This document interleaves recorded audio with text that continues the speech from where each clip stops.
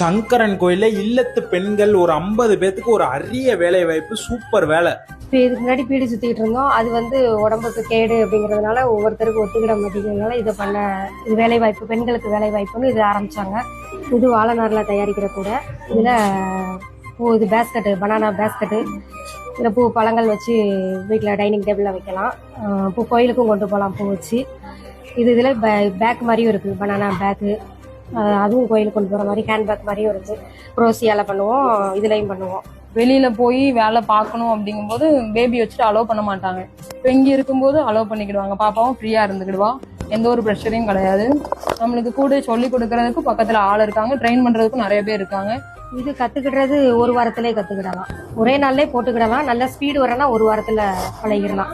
So பெண்கள் நீங்கள் இந்த வேலையில் சேரணும்னு நினச்சிங்கன்னா இந்த நம்பரை காண்டாக்ட் பண்ணுங்கள். இடம் வந்து சங்கரன் கோயில் உழவர் சந்தை உள்ளே இருக்குது.